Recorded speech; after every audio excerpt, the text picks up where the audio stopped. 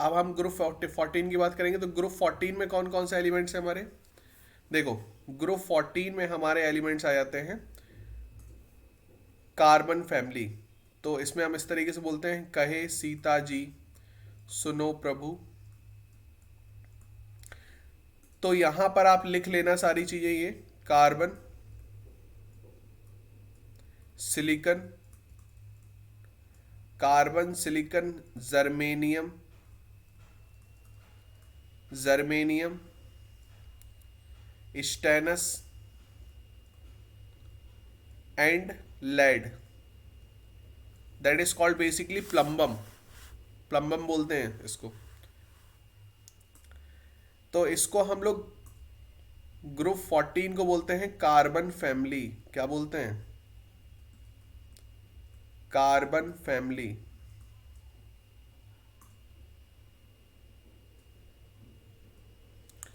क्या बोलते हैं? Carbon family.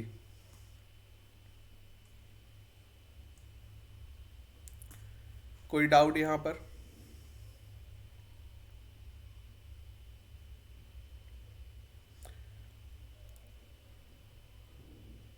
यहां पर लिख लेना कार्बन के बारे में। Carbon is carbon is 17th most abundant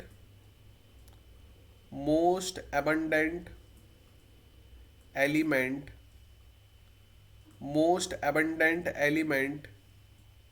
by mass in earth crust. Got it? Most abundant element by mass in earth crust. समझ में आ गई बात?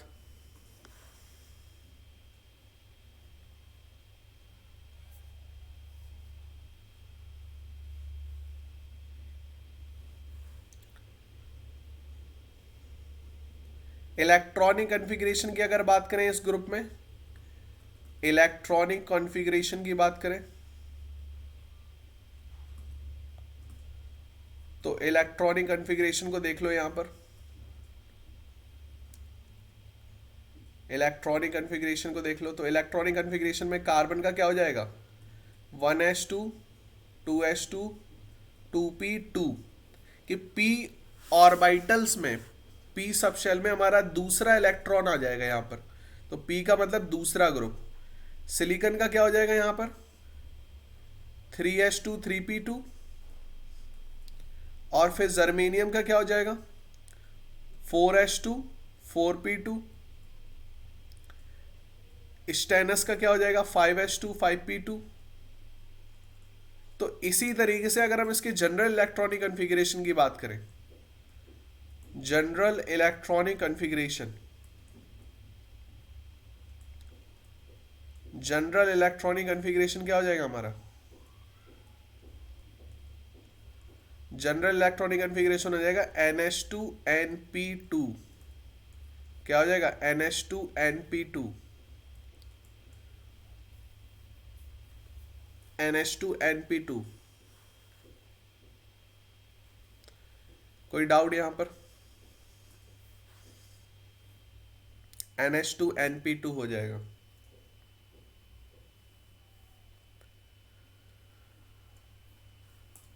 नेक्स्ट हम लोग देखेंगे यहां पर covalent radius. Second one, covalent radius.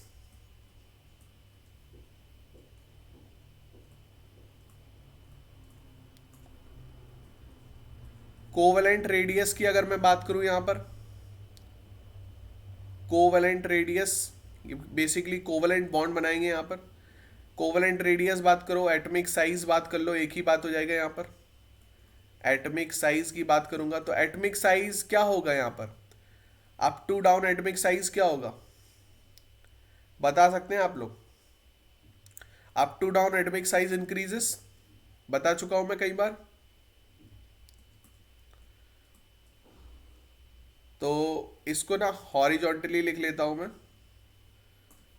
तो इसका साइज क्या होता जाएगा? बढ़ता जाएगा। Got it? अगर मैं इसके रेडियस का डेटा भी दे दूं आपको, तो ये डेटा यहाँ पर इसकी जो आएगा वो आएगा 77 पिकोमीटर। ये पिकोमीटर में रहती है 77, यहाँ पर 118, ये पहुँचता है 122, ये पहुँचता है 140 पिकोमीटर, ये पहुँचता है 146 पिकोमीटर। ये है रेडियस। रेडियस की बात कर रहा हूँ मैं यहाँ पर।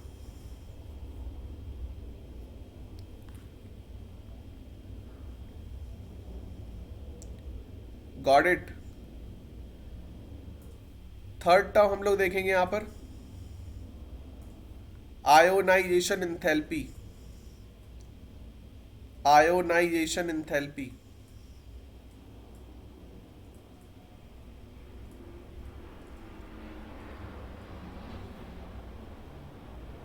आयोनाइजेशन इंथैल्पी में कैसे देखेंगे हम लोग? आयोनाइजेशन इंथैल्पी में कैसे बताएंगे? Amount of energy required to remove an electron from outermost shell of isolated gaseous atom, है ना? कुछ इस तरीके से बता सकते हैं हम लोग।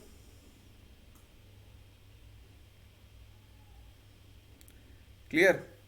तो यहां पर आयनाइजेशन एंथैल्पी क्या हो जाएगी? कार्बन, सिलिकॉन, जर्मेनियम, स्टेनस, ये हमारा लेड हो गया। Got it. तो सबसे ज्यादा आयनाइजेशन एंथैल्पी किसकी होगी? कार्बन की। अप टू डाउन क्या होती है ionization enthalpy? Decreases.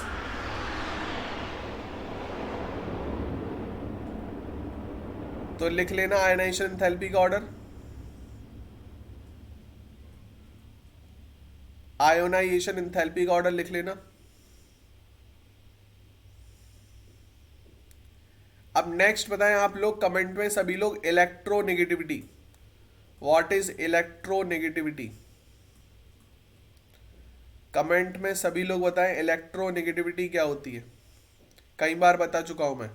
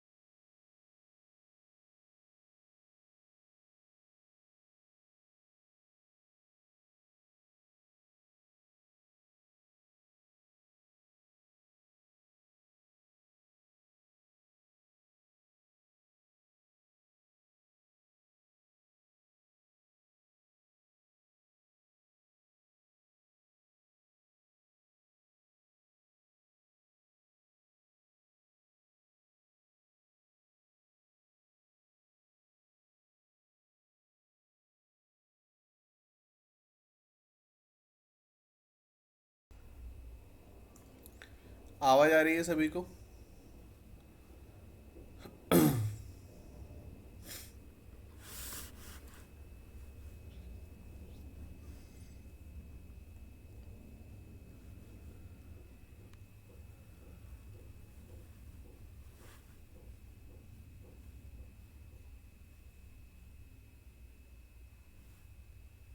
Exactly the attracting power of shared pair of electron toward itself. तो किसकी ज्यादा होगी इलेक्ट्रोनेगेटिविटी इसमें? किसकी ज्यादा होगी? देखो वैसे तो अगर देखा जाए तो किसी की ज्यादा नहीं है, लेकिन इस ग्रुप के एलिमेंट्स की अगर बात करूं तो ऑब्वियस अप टू डाउन ये कम होती है। तो यहां पर आप बोल सकते हैं the electronegative value from silicon to lead are almost same, लेकिन जो कार्बन है कार्बन की ज्यादा होगी, और सिलिकॉन से लेड तक लमसम सिमिलर होगी इसकी इलेक्ट्रोनेगेटिविटी की वैल्यू, इलेक्ट्रोनेगेटिव वैल्यू। क्लियर है इतनी बात?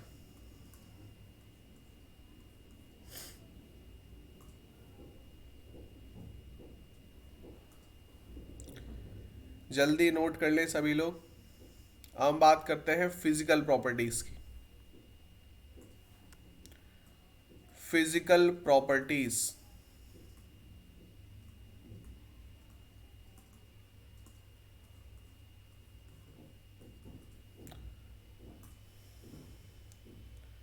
तो फिजिकल प्रॉपर्टीज में लिख लेना यहां पर carbon and silicon, carbon and silicon are non metals.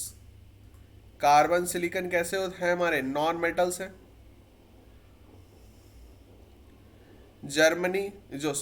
Germanium हमारा कैसा है? It's a metalloid, it's a metalloid. Silicon को भी हम कंसीडर करते हैं इन मेटेलॉइड्स, कार्बन ही इसमें नॉन मेटल्स माना जाता है बस। लेकिन आपको जो अगर हम देखा जाए कि सीबीएसई के अकॉर्डिंग तो हमारा सिलिकॉन नॉन मेटल्स है, लेकिन according to IIT silicon and germanium both are metalloids. तो दिमाग में रखना है इसको। Got it? Melting point, boiling point क्या होगा? Melting point and boiling point of group 14 elements, of group 14 elements is much higher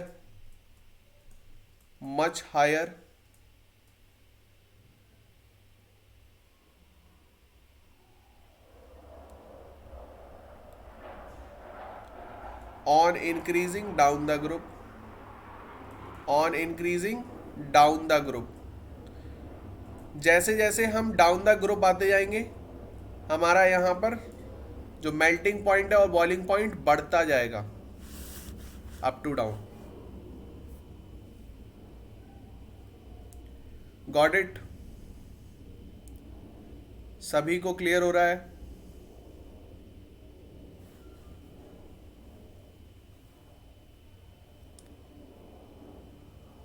exactly. अब हम बात करेंगे इसकी केमिकल प्रॉपर्टीज की। केमिकल प्रॉपर्टीज की बात करते हैं। तो केमिकल प्रॉपर्टीज में अगर देखा जाए, केमिकल प्रॉपर्टीज में देखा जाए इसमें, तो केमिकल प्रॉपर्टीज में हमारे यहां पर कार्बन से लेकर carbon, silicon, germanium, stannous, lead. तो अगर हम इसकी बात करेंगे तो यहां पर जो ऑक्सीडेशन स्टेट है, क्योंकि केमिकल प्रॉपर्टीज का मतलब सबसे पहले हम बात करेंगे ऑक्सीडेशन स्टेट्स की। तो ऑक्सीडेशन स्टेट को अगर देखें तो वो आएगा इलेक्ट्रॉनिक कन्फिग्रेशन से। तो इलेक्ट्रॉनिक कन्फिग्रेशन को अगर देखा जाए तो इलेक्ट्रॉनिक कन्फिग्रेशन को दिमाग में रखें आप लोग। क्या होता है इलेक्ट्रॉनिक कन्फिग्रेशन इसका? जनरल इलेक्ट्रॉनिक कन्फिग्रेशन क्या देखा हम लोगों ने? NH2 NP2। तो अगर ये दोनों इलेक्ट्रॉन p ऑर्बिटल से रिलीज करता है तो ये 2+ पहुंचेगा। ठीक है, तो मिनिमम ऑक्सीडेशन स्टेट कितनी पहुंचेगी? +2। समझे कि नहीं? कोई डाउट? +2 और +4। अगर ये भी इलेक्ट्रॉन इसने दे दिए तो क्या हो जाएगी? +4। समझ में आ रही बात कि नहीं? अगर इसको, ये देखो p ऑर्बिटल में 2 इलेक्ट्रॉन है, टोटल कितने इलेक्ट्रॉन होते हैं? 6। तो इसको 4 इलेक्ट्रॉन की जरूरत है। अगर कोई इसको 4 इलेक्ट्रॉन देता है तब ये -4 ऑक्सीडेशन स्टेट में जाएगा, तब जाएगा -4 ऑक्सीडेशन स्टेट में। लेकिन इसकी जो जनरली ऑक्सीडेशन स्टेट जो बनेगी वो क्या बनेगी? +2 एंड +4। Got it? तो मैंने आपको पिछले ग्रुप में बताया था क्या, इनर्ट पेयर इफेक्ट, याद है किसी को?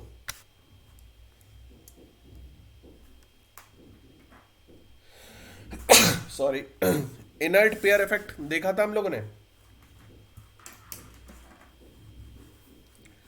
तो इनर्ट पेयर इफेक्ट में क्या देखा था?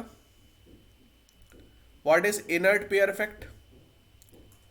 कि जो अंदर के इलेक्ट्रॉन्स हैं, अगर हम बात करें यहां पर NH2 NP2, तो जो अंदर के इलेक्ट्रॉन्स हैं ये हमारे पैक्ड रहते हैं because of high nuclear force. क्योंकि जब हम बात करेंगे कहे सीता जी सुनो प्रभु से, तो प्रभु की अगर हम बात करें यहां पर, तो इसमें एफ ब्लॉक कॉन्ट्रैक्शन हो गया कि नहीं हो गया? एफ ब्लॉक कॉन्ट्रैक्शन हो गया यहां पर। तो एफ ब्लॉक कॉन्ट्रैक्शन की वजह से एफ इलेक्ट्रॉन्स एकदम से आ जाएंगे, एफ प्रोटॉन्स एकदम से आ जाएंगे। एफ सबशेल आने के कारण यहां पर इसमें न्यूक्लियर चार्ज बढ़ जाता है। क्या बढ़ जाता है? Nuclear charge. कोई डाउट? और अगर न्यूक्लियर चार्ज बढ़ता है तो यहां पर जो एस ऑर्बिटल है, अगर मैं बात करूं, ये न्यूक्लियस है, और जो एस ऑर्बिटल है ये अंदर आएगी।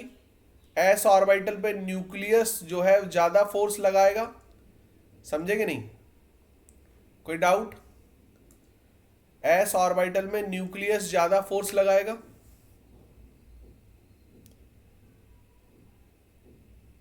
और पी ऑर्बिटल में कम फोर्स लगेगा। पी ऑर्बिटल में क्या लगेगा? कम फोर्स। तो पी ऑर्बिटल मैंने बताया था पिछली क्लास में बहुत अच्छे से आपको, शील्डिंग इफेक्ट और पेनिट्रेशन इफेक्ट का इफेक्ट पड़ता है किस पे? Inert pair effect. वही इनर्ट पेयर इफेक्ट को जन्म देता है। तो अगर आपने लास्ट लेक्चर बहुत अच्छे से देखा है तो फिर आपको इजीली समझ में आ जाएगा। तो जो एस ऑर्बिटल है वो अंदर को आ जाएगी, इस पे ज्यादा फोर्स लगेगा तो इसके इलेक्ट्रॉन निकलना टफ हो जाएंगे। तो इसके जो इलेक्ट्रॉन निकलेंगे वो सिर्फ पी ऑर्बिटल के निकलेंगे। तो जो लेड की ऑक्सीडेशन स्टेट होगी वो +2 वाली ज्यादा स्टेबल होगी, स्टेबल ऑक्सीडेशन स्टेट। अगर मैं कार्बन की बात करूं तो यहां पर जो ऑक्सीडेशन स्टेट होगी वो +4 वाली ज्यादा स्टेबल होगी, स्टेबल ऑक्सीडेशन स्टेट। समझ में आ रही बात कि नहीं? Stable oxidation state.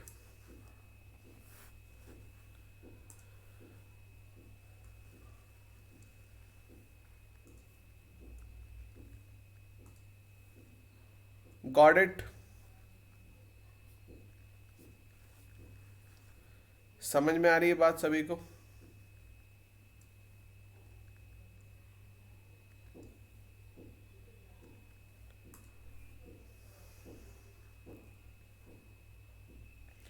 कोई डाउट?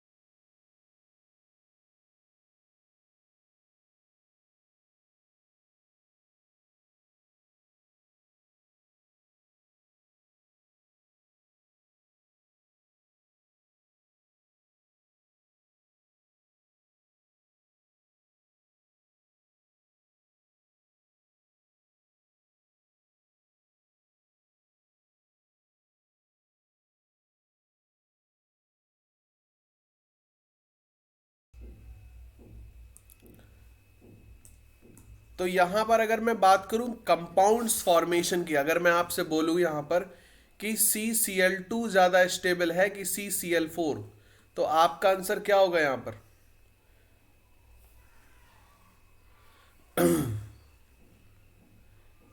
कौन सा ज्यादा स्टेबल होगा यहां पर, CCl4 या CCl2?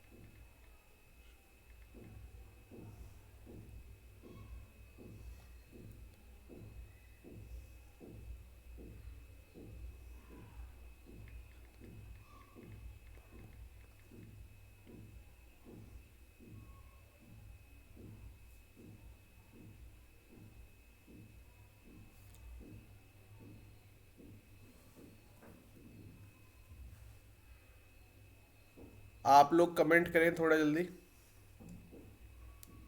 कौन सा स्टेबल होगा यहां पर, which is more stable? CCl4, very good दीदार। नेक्स्ट यहां पर अगर मैं आपसे पूछूं PbCl2 और PbCl4 में कौन ज्यादा स्टेबल होगा, विच इज मोर स्टेबल?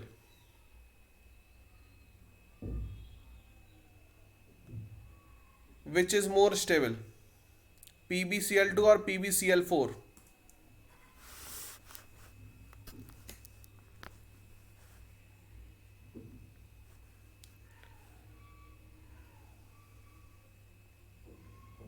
जल्दी बताएं, जल्दी फटाफट। Which is more stable? मैंने यहां पर बता दिया है, देखो ये सारे इंपॉर्टेंट पॉइंट्स हैं और इसी के बेसिस पे क्वेश्चंस आएंगे, बस डायरेक्ट आएंगे। और तो PbCl2 ज्यादा स्टेबल होगा यहां पर, बिकॉज +2 ऑक्सीडेशन स्टेट ज्यादा स्टेबल होगी। Very good.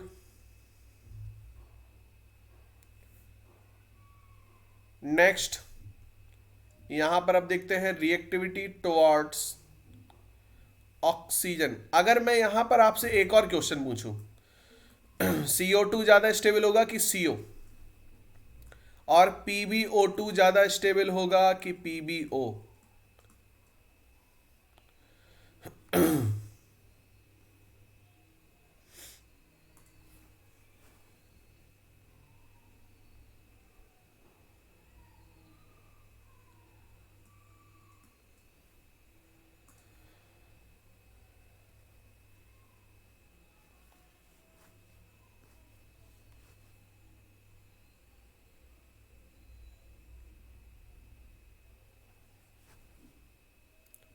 जल्दी बताएं, कौन ज्यादा स्टेबल होगा, CO2 और CO या PbO2 और PbO? सबसे पहले थर्ड वाला बताएं, CO2 ज्यादा स्टेबल होगा कि CO?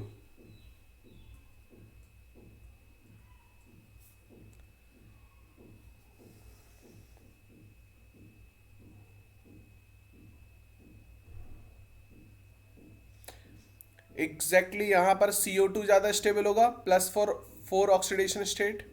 यहां पर PbO ज्यादा स्टेबल होगा। क्लियर है सभी को? मतलब कोई दिक्कत तो नहीं होगी। नेक्स्ट हम लोग देखेंगे यहां पर reactivity towards oxygen. Reactivity towards oxygen.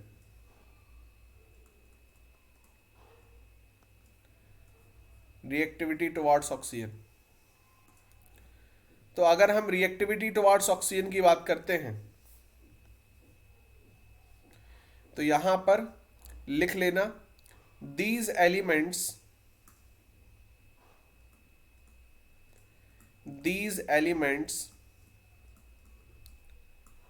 react with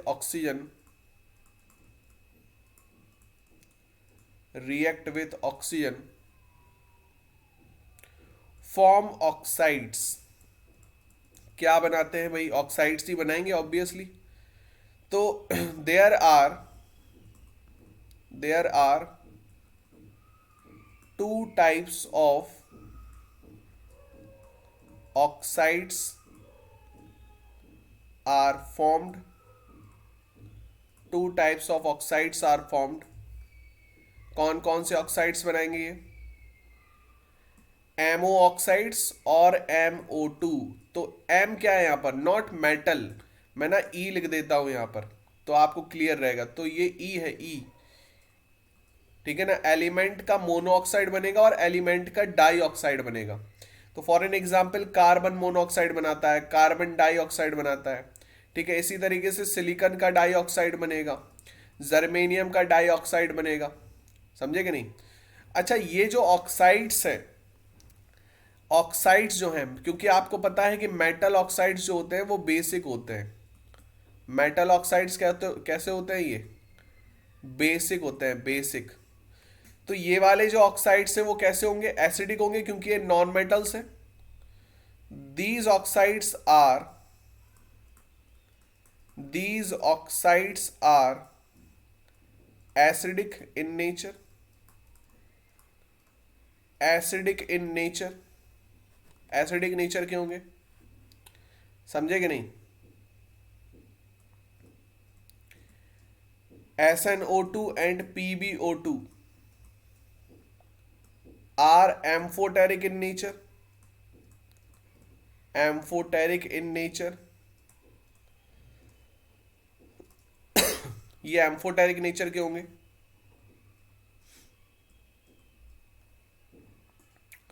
clear है? ये एम्फोटेरिक नेचर के होंगे।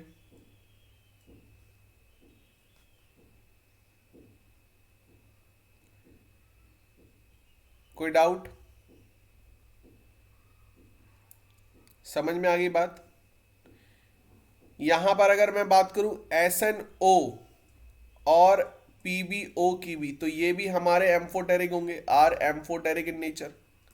मतलब इनके जो बेसिकली स्टेनस और लेड के जो भी ऑक्साइड्स होंगे, चाहे वो मोनो हो या डाई हो, ये एम्फोटेरिक ही होंगे।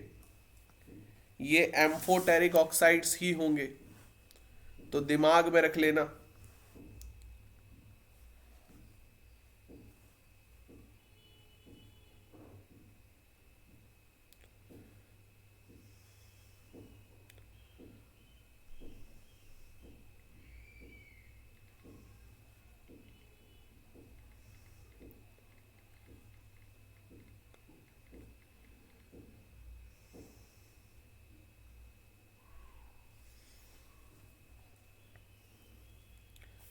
क्लियर है इतनी बात?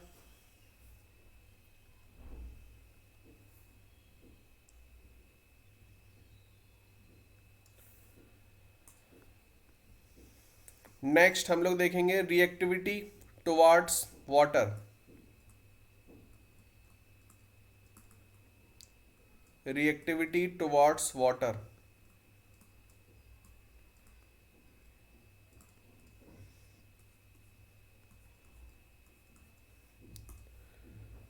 अब पानी के साथ जब हम रिएक्शन कराएंगे तो लिख लेना यहां पर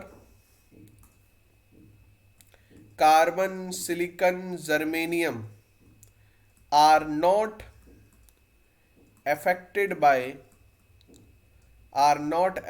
by वाटर। पानी से इनका कोई अफेक्शन नहीं होता है। लेकिन टिन का लिख लेना, tin decomposes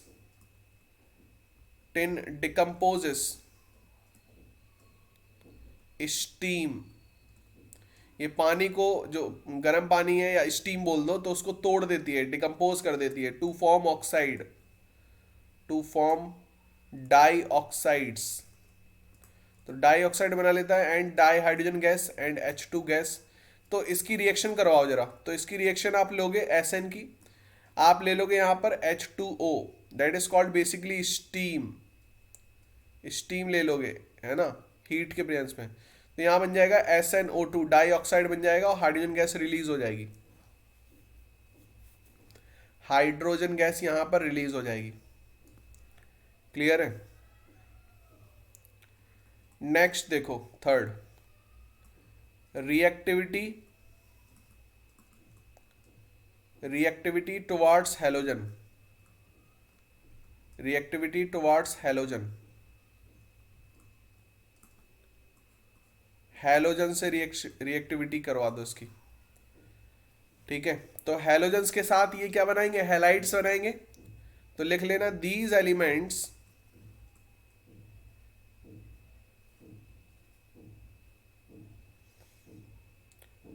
these elements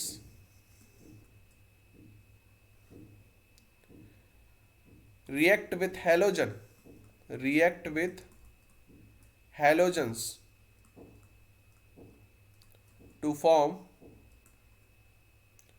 to form what, halides। क्या बनाएंगे ये, हैलाइड्स बनाएंगे। क्लियर है इतनी बात सभी को? क्या बनाएंगे, हैलाइड्स बनाएंगे। कौन से हैलाइड्स बनाएंगे, हैलाइड्स में कौन से हैलाइड्स बनाएंगे, डाई हैलाइड्स और टेट्रा हैलाइड्स, डाई हैलाइड्स और टेट्रा हैलाइड्स, डाई हैलाइड्स और टेट्रा हैलाइड्स बनाएंगे। समझे कि नहीं? लिख लेना यहां पर। तो ये जो एलिमेंट्स है, अगर इनकी हम हैलोजन के साथ रिएक्शन कराएंगे तो ये EX2 है ना, या फिर इन हैलोजन के साथ रिएक्शन कराएंगे तो ये EX4 टाइप कंपाउंड्स बनाएंगे। Got it?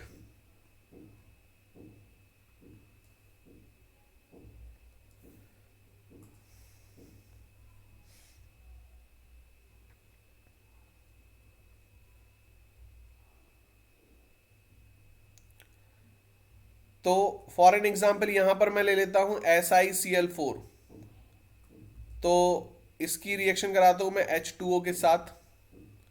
Got it? होगा क्या यहां पर, जो H2O का जो लोन पेयर है और सिलिकॉन की नहीं, ऑर्बिटल खाली एक, ये सिलिकॉन को देगा, क्लोरीन एक निकाल देगा, तो ये निकल जाएगा HCl। यहां पर क्या मिल जाएगा हमको, क्या मिल जाएगा, ये क्लोरीन जुड़ जाएंगे, इससे क्लोरीन जुड़ जाएंगे, यहाँ OH हो जाएगा ये। समझे कि नहीं? अगर हमने इसकी फर्दर रिएक्शन करा दी पानी के साथ तो चारों OH जुड़ जाएंगे यहाँ पर। तो क्या जुड़ जाएगा, ये SiOH, यहाँ भी OH, ये OH और ये OH। निकल क्या जाएगा फिर आपका, HCl निकल जाएगा, HCl निकल जाएंगे। जब आप 3 मोल लोगे यहाँ पर तो 3 मोल HCl निकल जाएंगे, 3 मोल HCl यहाँ पर निकल जाएंगे। क्लियर है इतनी बात? नोट कर ले, इसका नाम क्या हो जाएगा, इसका नाम हो जाएगा सिलिसिक एसिड, सिलिसिक एसिड हो जाएगा।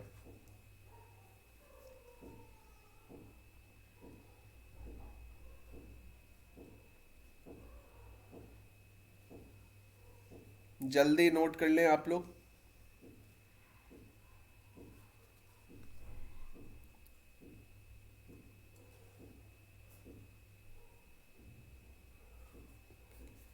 किसी को कोई डाउट यहां तक?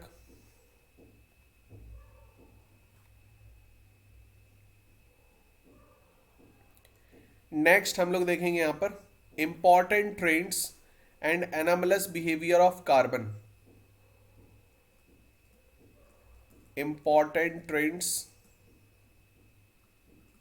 And anomalous behaviour of carbon, behaviour of carbon,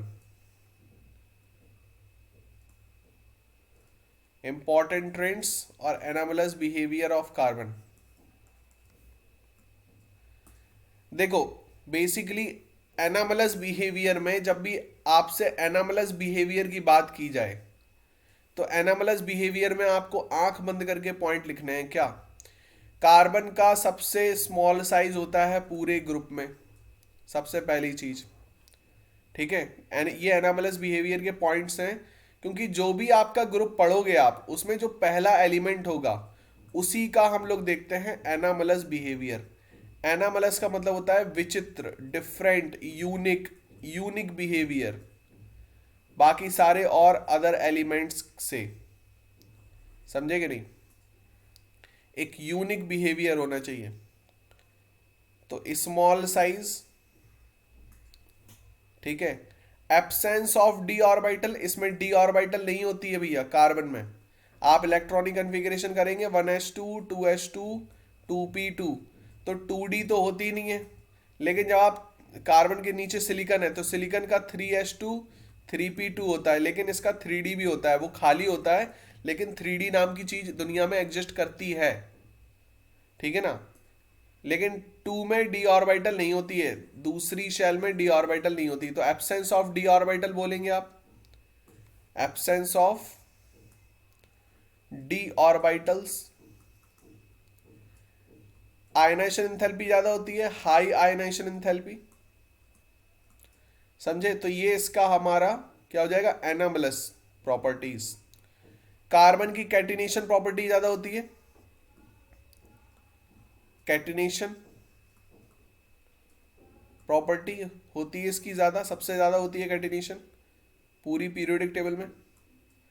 it form multiple bonds, it form multiple bonds, ये मल्टीपल बॉन्ड्स भी बना लेते हैं। Single bond, double bond, triple bond, सब इसकी खासियतें बना लेते हैं आपस में। समझे कि कोई डाउट तो नहीं है यहां तक? Got it? कैटिनेशन प्रॉपर्टी क्या होती है? What is catenation? What is catenation property? It's a self linking, it's a self linking, linking of an atom. Self मतलब खुद से लिंक करते हैं ये, तो लिंक करके एक बहुत बड़े बड़े कॉम्प्लेक्स कंपाउंड्स बनाते जाते हैं, इसको बोलते हैं self linking property. Got it? कोई डाउट? कार्बन के बाद सिलिकन की होती है सेल्फ लिंकिंग प्रॉपर्टी।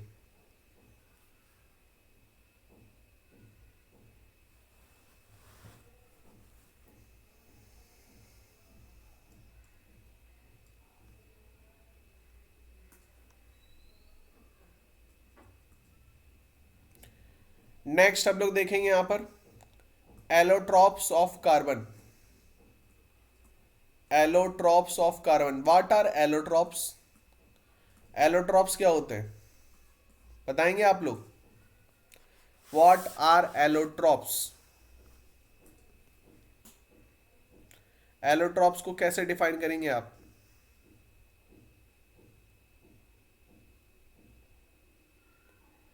एलोट्रॉप्स को कैसे डिफाइन करेंगे? Allotropes are those substance which have different structure, which have different structure of same element, मतलब सेम एलिमेंट्स के डिफरेंट स्ट्रक्चर्स। एलोट्रॉप्स आर दो substance which have same, which have different structure of same element. तो carbon ही है तीनों, चाहे वो diamond की बात करूं मैं, चाहे वो ग्रेफाइट की बात करूं, ग्रेफाइट की बात करूं, चाहे फिर मैं डायमंड की बात करूं, और चाहे फिर मैं फ्लूरेनी की बात करूं, तो इनके सिर्फ स्ट्रक्चर जो है वो डिफरेंट है। समझेंगे नहीं? स्ट्रक्चर्स ही इनके डिफरेंट हैं, बाकी इनकी जो प्रॉपर्टीज है। केमिकल प्रॉपर्टीज जो आएंगी वो लमसम सेम आएंगी, क्योंकि सेम एलिमेंट से मिलकर बने हैं सब। समझे कि नहीं? सेम एलिमेंट से मिलकर बने हैं। 10th क्लास में ये पढ़ा होगा आपने, 10th क्लास में डिटेल में पढ़ा होगा आपने तो। 10th में था, 11th में था।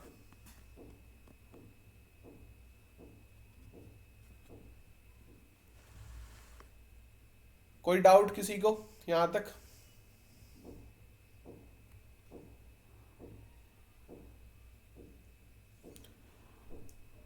जल्दी करके डन बोल दें एक बार।